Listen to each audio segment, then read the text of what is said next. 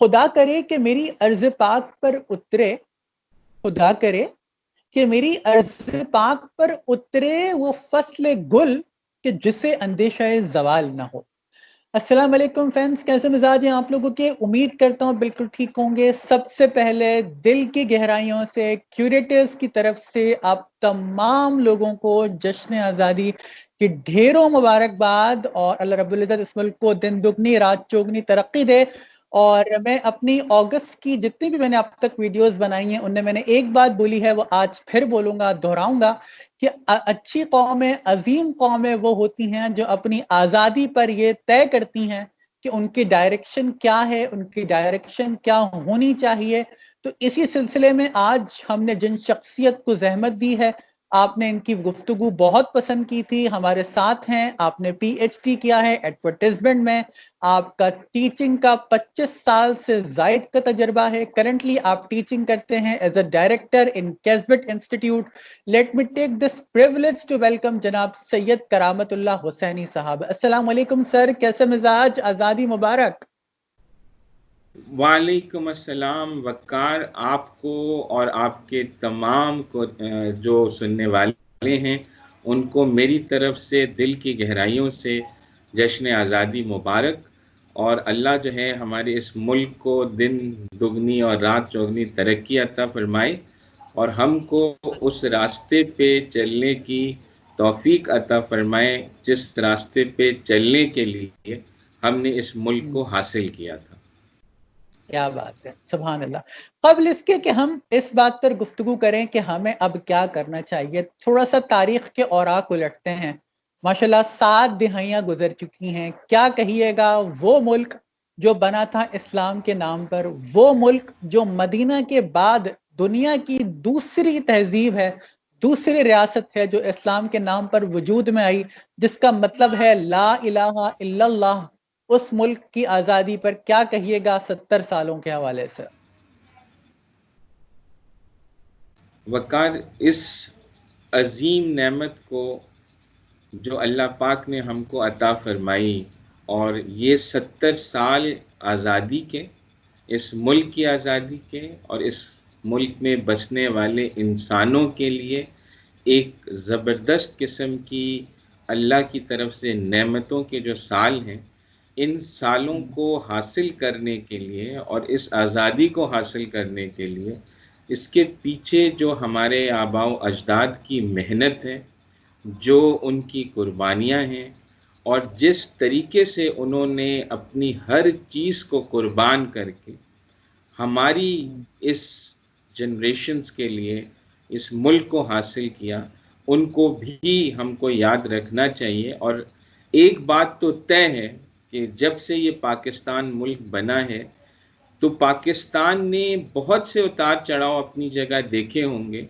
और बहुत से अच्छे जो टारगेट्स हैं वो अचीव भी किए पाकिस्तान ने अल्हम्दुलिल्लाह। और हमने बड़े बड़े नामवर जो हैं लोग पैदा किए, चाहे वो किसी भी फील्ड के हों, चाहे वो पॉलिटिक्स में हों, चाहे वो स्पोर्ट्स में हों, चाहे वो हमारी फौजी जो क़यादत हैं उनमें हों।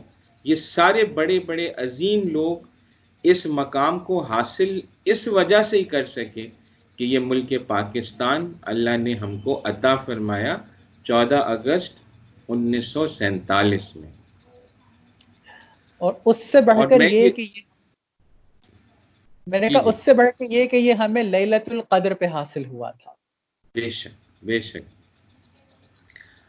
और अल्लाह अल्लाह पाक ने देखें, मैं आपकी इस गुफ्तगू से थोड़ी सी दो चार बातें जो मैं बिल्कुल अपने दिल की गहराइयों से और मैं हर प्लेटफॉर्म पे ये बात करता हूँ कि देखें 14 अगस्त 1947, 14 अगस्त 1947 पाकिस्तान की आज़ादी का दिन, वो दिन जब हमारे आबा व अजदाद की कुर्बानियों का समर अल्लाह ने इस कौम को अता फरमाया। लेकिन मेरा सवाल अपनी पूरी कौम से, नौजवान नस्ल से, हमारे जो लीडर्स हैं उन सब से एक सवाल है कि जिस अंदाज में हमने आज़ादी का मतलब बहैसियत कौम लिया है, क्या इस आज़ादी का वही मतलब है जो 14 अगस्त 1947 में हमने इस मुल्क को बनाने के वक्त अल्लाह से दरख्वास्त की थी? मैं इस बात पे तो बिल्कुल कंफर्म हूँ कि ये 14 अगस्त 1947 इस मुल्क की आज़ादी का दिन है, लेकिन बहैसियत पाकिस्तानी क्या हमने इस मुल्क में वो आज़ादी मांगी थी जिस आज़ादी को हम आज आज़ादी तस्वर करते हैं? मेरे हिसाब से हमारी कौम में और हमारे मुल्क का जो सबसे बड़ा अलमिया इन 70-73 सालों में रहा है वो ये है कि हम आज़ादी के मायने को और उसके मफहूम को समझे ही नहीं।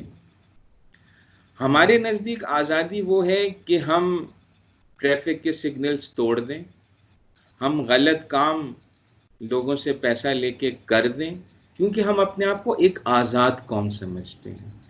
जबकि 14 अगस्त 1947 जब ये मुल्क बना तो हमने जो अल्लाह से दुआ की थी ना, अल्लामा इकबाल ने और कायदे आज़म ने जो रोल प्ले किया इस कौम के लिए, और जो दो कौमी नज़रिया था उसकी बुनियाद जिस बात पे थी वो ये थी कि ए अल्लाह, तू हमको एक ऐसी आज़ाद सरजमीन अता फरमा जिस आज़ाद सरजमीन पर हम इंसानों की गुलामी से निकलकर तेरी गुलामी में आना चाहते हैं। क्या बात यानी है, कि वाह। हमने आज़ादी अल्लाह की गुलामी के लिए मांगी थी।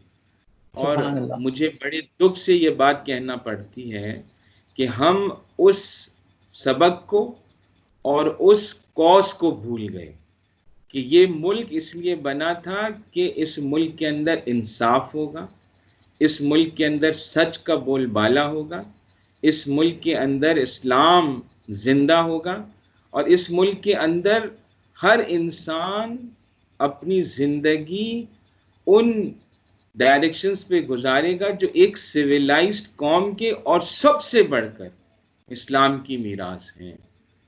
क्या बात है, इसमें मैं क्या आपको बात। एक बात और, अगर आप मुझे इजाजत दें वकार, एक बात और कहूँगा कि बिल्कुल। हमारे जो कौम है ना उसका एक और जरा कंफ्यूजन है जिसको दूर करने की जरूरत।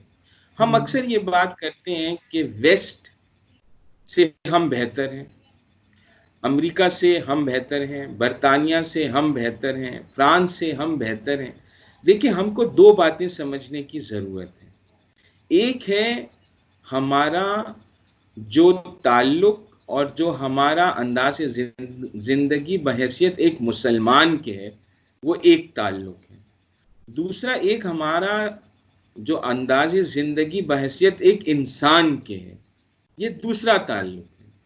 देखिए, हम शायद बहैसियत एक मुसलमान, हम में से बहुत से लोग नमाज पढ़ते हैं, हम में से बहुत से लोग हज पे जाते हैं, हम में से बहुत से लोग रोज़ा रखते हैं, ज़कात देते हैं, अल्लाह पे और अल्लाह की वहदानियत पे यकीन रखते हैं, और नबी करीम सल्लल्लाहु अलैहि वसल्लम के ख़त्म नबूवत पे यकीन रखते हैं।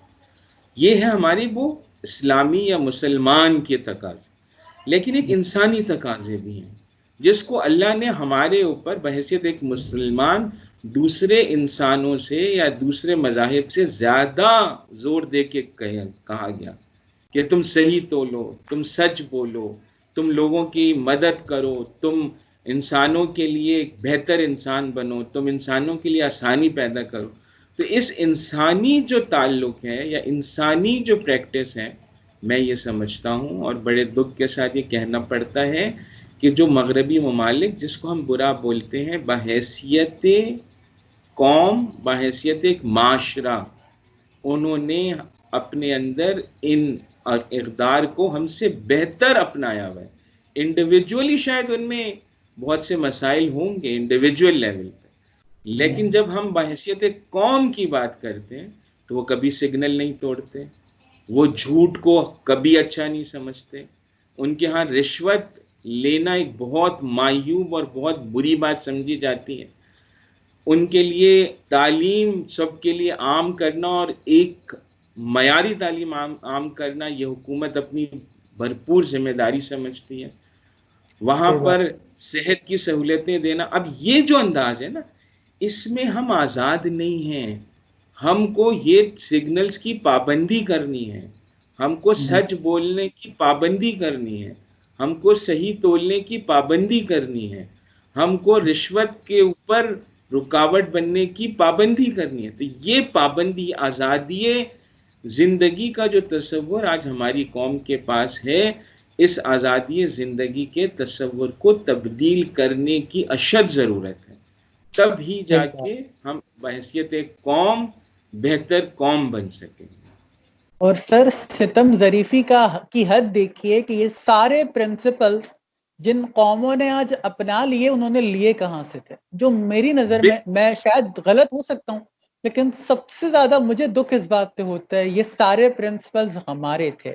इंसाफ हमसे लिया गया। सल्तनत उस्मानिया में वो इसलिए आते थे कि वो ये देखते थे कि इनके यहाँ 2 दिन में इंसाफ हो जाता है। आज उनके यहाँ 2 दिन में होता है, हमारे यहाँ 2 दिहाइयों में भी नहीं होता।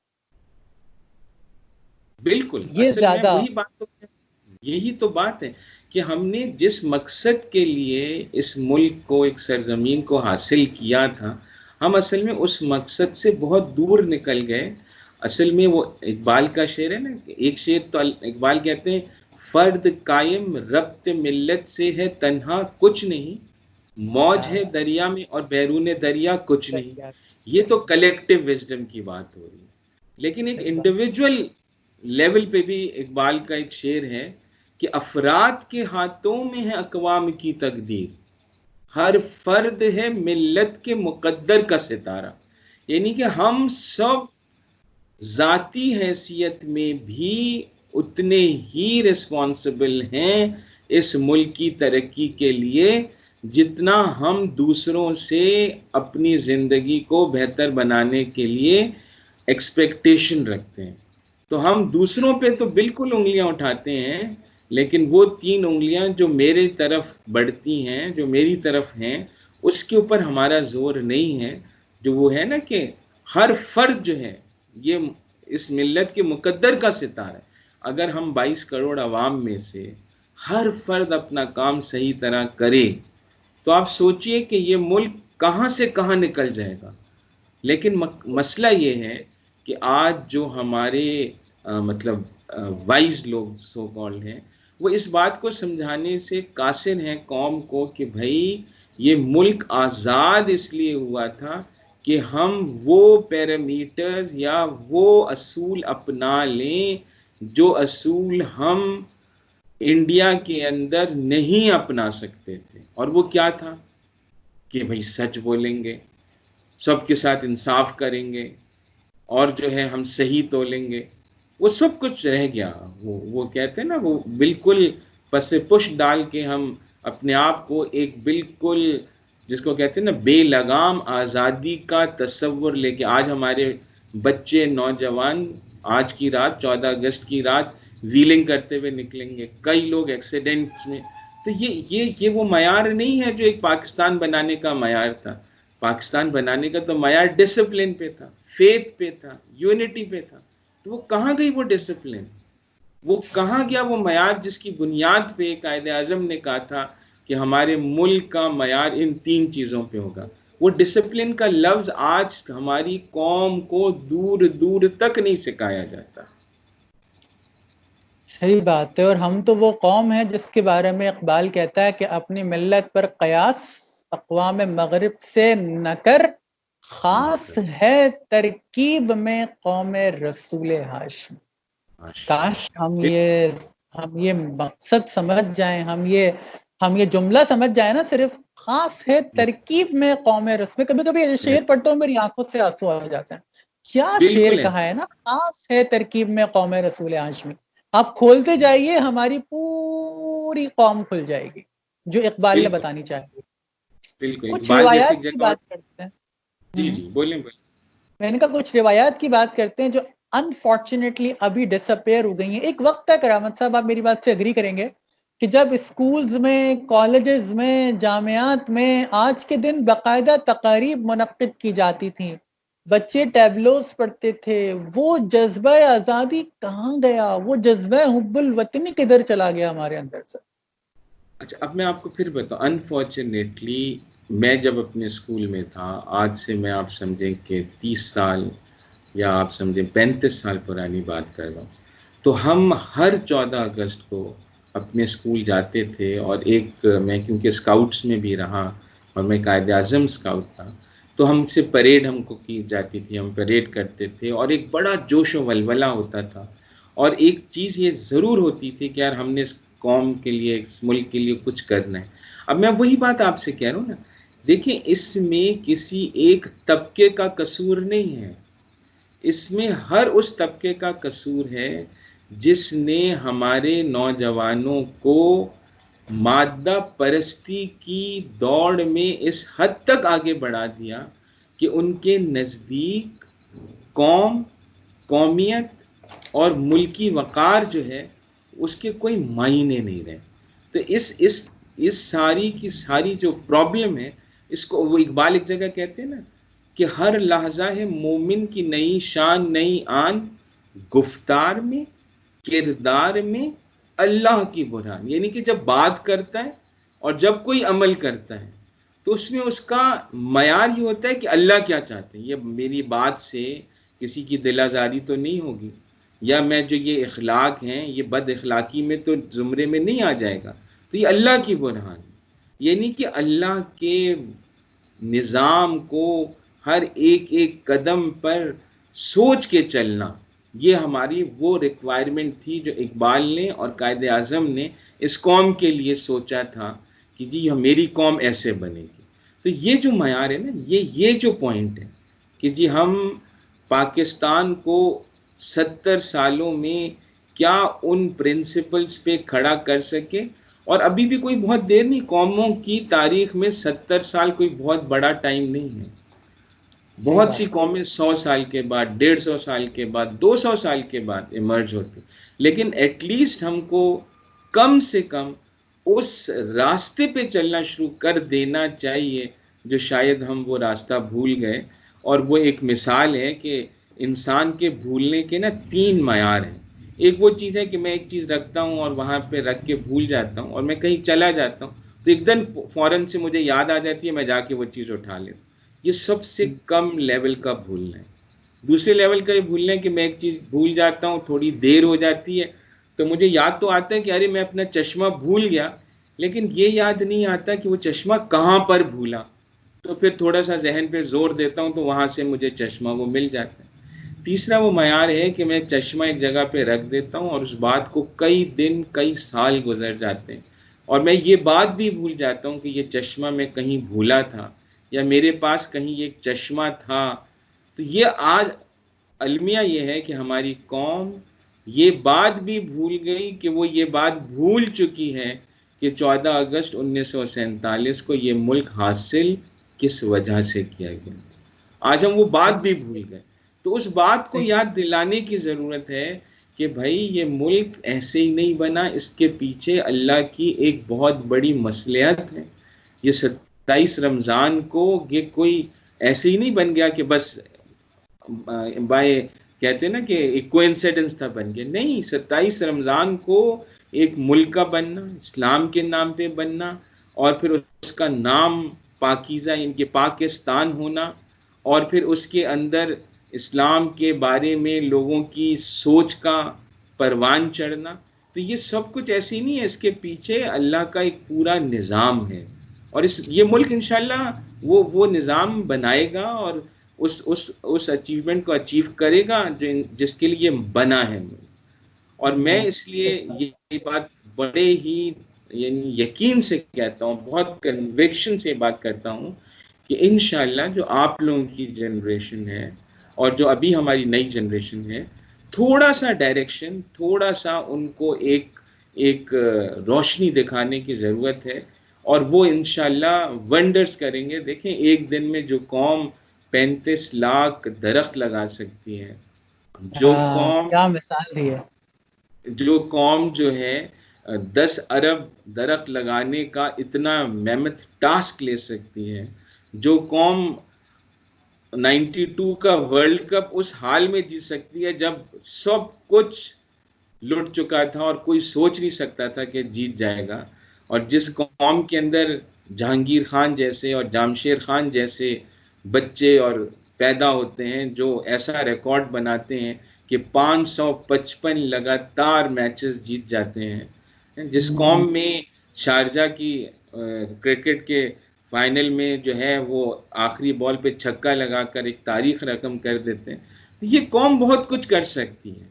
इस कौम के अंदर अल्लाह ने वो तमाम सलाहियत रखी है जिस कौम ने दुनिया के अंदर रिकॉर्ड्स बनाने और रिकॉर्ड्स बनाए और आगे भी बनाएगी इंशाल्लाह, और सिर्फ स्पोर्ट्स में नहीं बनाएगी, इंशाल्लाह इंशाल्लाह हर इल्म के उस मयार पे ये आगे बढ़ेगी जो असल में हमारी मीरास है। यानी कि जो मुसलमानों की अक्सर ये बात होती है कि जी मुसलमान एक ज़माने में, ठीक है, अब आप भूल जाएं वो ज़माने में जो किया, ठीक है, हम उनके ऊपर फ़ख्र करते हैं, लेकिन क्या हमने ये कभी सोचा है कि हम भी कुछ ऐसा कर जाएं कि लोग हम पे भी फ़ख्र करने वाले बन जाएं, या हम सिर्फ अपने आबा अजदाद पे ही फ़ख्र के ऊपर खुश रहना चाहते हैं, या कुछ ऐसा काम करके जाना चाहते हैं कि हम बाइज़ फ़ख्र बन जाएं अपनी कौम के लिए।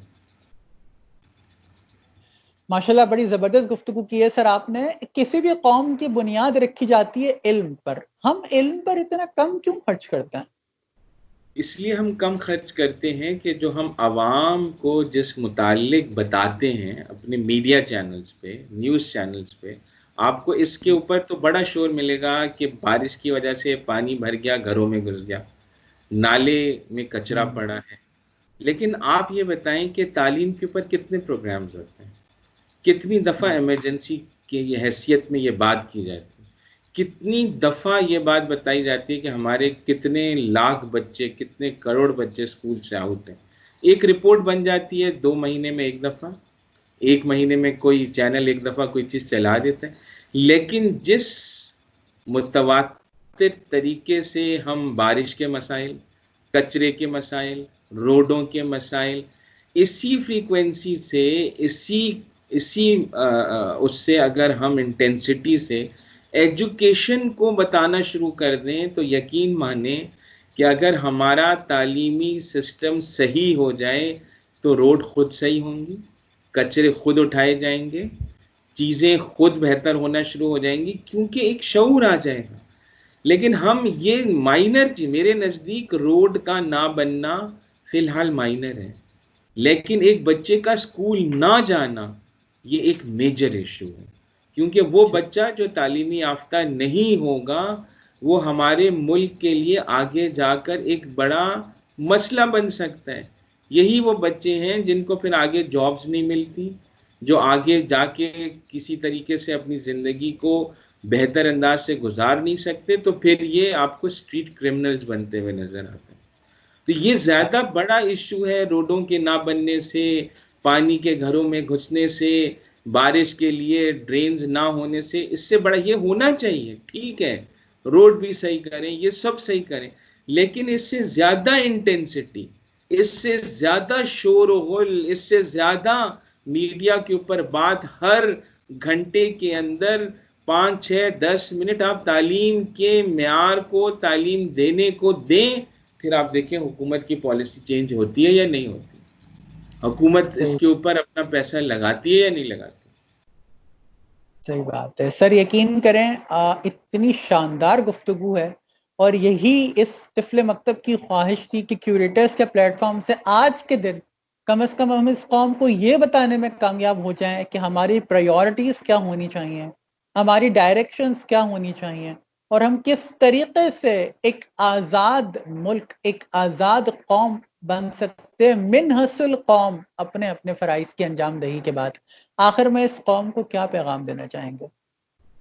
वकार, मैं अपने तमाम नौजवानों को, जो हमारा ब्रेन है, जो हमारी मीरास है, जो हमारा आप समझें प्राइड है, उनको एक बात कहना चाहता हूँ और एक मिसाल के ज़रिए कहना चाहता हूँ कि ये मुल्क ऐसा ही है जैसे हमारी माँ, और अगर एक माँ बीमार हो जाए और वो बेसाखियों पे चलती हो, ये मैंने कहीं किसी बहुत बड़े आदमी से सुनी थी, इसलिए ये बात मैं सबसे शेयर करना चाहता हूँ कि ये माँ अगर बीमार हो गई हो और बेसाखियों पे चल रही हो और उसके दांत निकल चुके हों और बत्तीसी लग चुकी हो और उसके 22 करोड़ बच्चे हैं, और वो 22 करोड़ बच्चे इस माँ का ख्याल इसलिए ना रखें कि जी हमने तो बस जो इससे लेना था वो ले लिया, अब हम इस मुल्क को छोड़कर किसी ऐसे मुल्क जाना चाहते हैं जहाँ पर हमको अच्छी गाड़ी, अच्छा बंगला,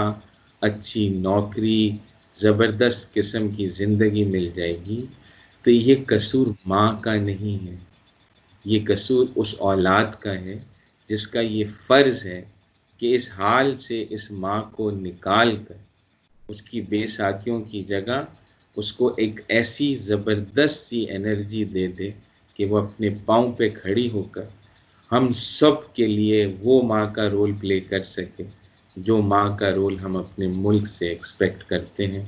तो खुदारा इस मुल्क से जाने का सोचना छोड़ दीजिए और इस मुल्क को ऐसे बनाने का सोचना शुरू कर दीजिए कि लोग हमारे मुल्क में ऐसे ही आएं जैसे हम किसी दूसरे मुल्क जाने का सोचते हैं। क्या बात है सर, अल्लाह ताला आपको खुश रखे। इसी तरीके से बस यकीन करें, ये जो आपने सिखाने का सिलसिला शुरू किया है आज के दिन, मेरा यकीन है कि इस मुल्क के लोग यकीनन इस गुफ्तगू से बहुत कुछ सीखेंगे। अपना और अपने गिरदनवां के लोगों का बहुत ख्याल रखिएगा। मुझे और करामत साहब को अपनी दुआओं का किसी कदर हिस्सा ज़रूर बनाइएगा। ज़िंदगी ने वफा की और हालात साज़गार रहे तो आपसे यकीनन किसी और वीडियो में ज़रूर मुलाकात होगी। जाते जाते सिर्फ एक छोटी सी बात कहूँगा, इस मुल्क के लिए, इस मुल्क का होकर सोचना शुरू कर दीजिए। यकीन करें आप भी तरक्की करेंगे, ये मुल्क भी तरक्की करेगा। खुदा करे कि इस मुल्क का बासी इस मुल्क के मुताल्लिक सोचना शुरू कर दे। पाकिस्तान जिंदाबाद, जिंदाबाद। पाकिस्तान फाइन। पाइंदाबाद।